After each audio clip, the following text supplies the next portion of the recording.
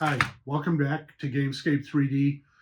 We're going to be putting together this Motte uh, for the wooden tower. I'm going to bring up a picture here. You can see it's very large. It's like 32-inch diameter on this thing on average.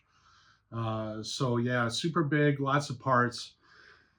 And I want to talk a little bit about each step of this process of putting this thing together. So we're going to be making a bunch of short clips instead of one big instead of one long movie clip.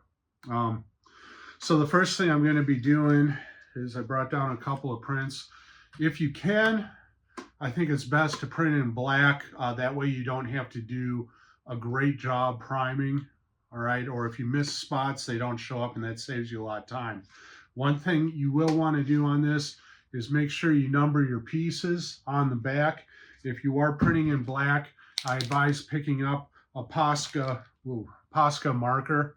These are pretty much the best markers out there. If you have an artist or a crafter in your family, they might already have them. Do not borrow it without asking permission. I have a gray one here as well. Regular thick tip black marker will work, or Sharpie will work on these. So what do we want to do with these pieces after we get them printed out before we glue them together? The first thing we want to do is we want to get rid of any kind of lip on these things so that they fit together snugly before we glue them. The other thing we want to watch out for is any kind of variation in our layers that could prevent these things from fitting snugly together when we glue them. So a few tools that we need. You can use one of these deburring knives, and these are great for just going along the lower edge without cutting yourself. Otherwise, you're stuck with one of these, which is a lot more dangerous and slower and less consistent. These will give you a consistent cut all the way around it. It's called a deburring tool. You can pick it up on Amazon or something like that for like $9.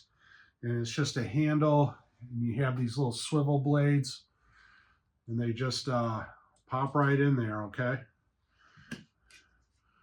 And you just, you actually cut towards yourself, and then that's all there is. And you get a nice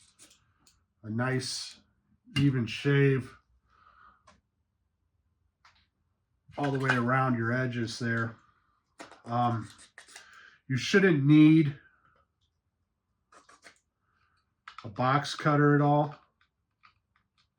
The only place you would need it really is on any tabs, on any female insert tab areas that I have, but I leave a lot of tolerance there, so there's no reason for you to clean up in there, okay? There's plenty of room.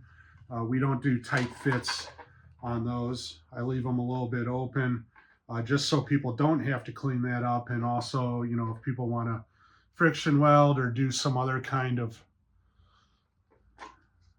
filler in there to help with adhesion, they have some space to do that.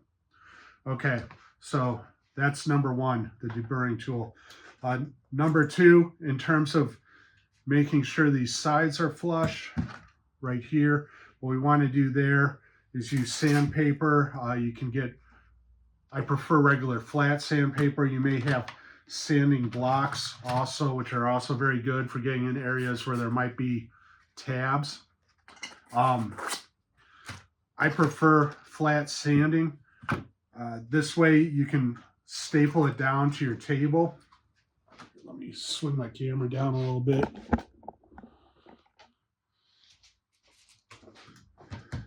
You can have it down on your table. As long as the tabs aren't in your way, you're able to just push it flat, okay, against the table. And the reason why that's nice is because when people like sand like this, it's real easy to like turn your corners and make things uneven.